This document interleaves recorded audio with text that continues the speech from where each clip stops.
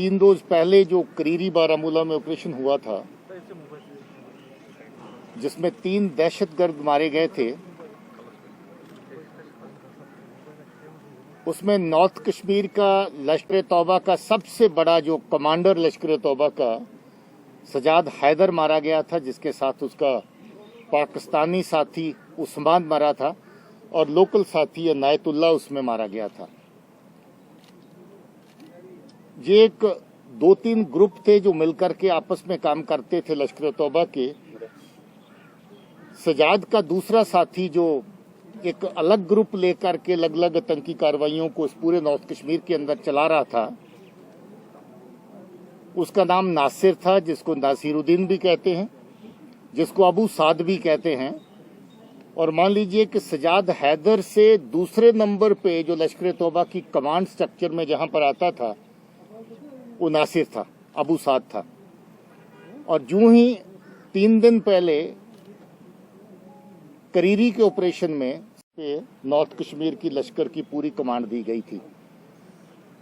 और जिस तरीके से उसका साथी सजाद का उस्मान चलता था, इसका साथी साथ में यहां पर जो आतंकी कार्रवाइयों को चलाने के लिए इसके साथ हमेशा रहता था वो दानिश भाई था।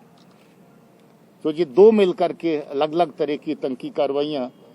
और आपको याद होगा जहां अप्रैल में मई में इस तरह के अटैक हुए, वनगाम, हंदवाड़ा में, सोपुर में सीआरपी के ऊपर 2 हमले हुए, जहां दोनों जगह पे सीआरपी के 3 जवान मारे गए।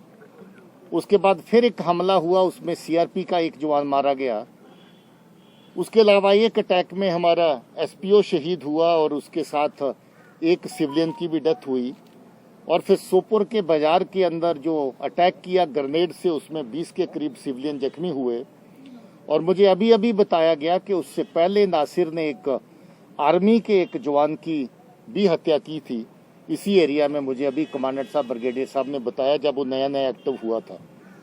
आपको याद होगा कि जब छोटी उम्र में ये नासिर आतंकी बना था, दहशतगर्द बना था, तो इसका बहुत चर्चा हुआ।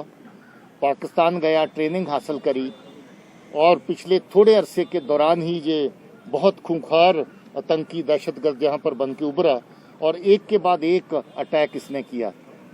आपको ये भी याद होगा, आपकी नॉलेज में, आपकी शेयरिंग में आया कि नहीं आया, जो सोपुर में अटैक इसने किया था उसकी लाइव वीडियो हमारे पास मौजूद थी, जो कुछ मीडिया सर्कल्स में भी गई होगी। कैसे नाका पार्टी के ऊपर इसने बिल्कुल पीछे आकर के, जहां गाड़ी की खिड़की खुली थी उसके पीछे बैठ करके पोजीशन लेकर के अटैक किया और उसके अंदर 3 सीआरपी के लोग मारे गए थे। अगर आप लोग देखना चाहेंगे तो।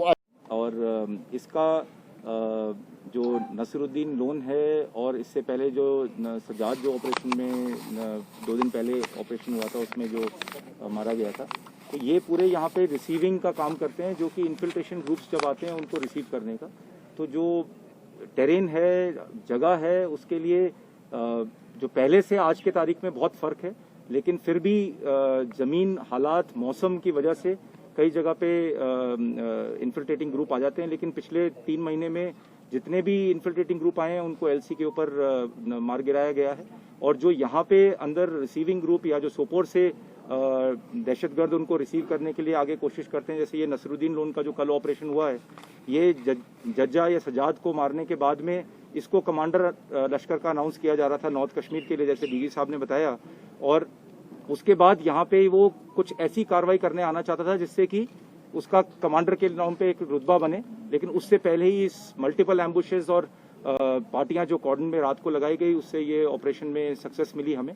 और दूसरी बात जो डीजी साहब ने पहले जिक्र किया था, उसके लिए मैं ये बताना चाहूंगा कि कुछ 10 दिन पहले हमने आकिब राथर को जो एप्रीहेंड किया था यहाँ पे हंदवाड़ा पुलिस के साथ 32 RR ने, इस ऑपरेशन में भी ये जो टेररिस्ट पकड़ा गया था, उसको जो सोशल मीडिया में उसके घर परिवार के जो मैसेज थे कि वो परेशान है, इसको चाहते हैं कि वापस तंजीम छोड़ के घर पे आ जाए, तो वो बहुत ही निहायत ही ज़रूरी मैसेज थे। वो जो उसको जहन में जो उसको असर हुआ उन मैसेज का, जो शायद आप लोगों ने भी सोशल मीडिया पे शेयर किया होगा, तो वो जो उसको जहन पे असर हुआ उसकी वजह से वो चाहता था कि जल्दी से जल्दी वापस घर परिवार से मिले।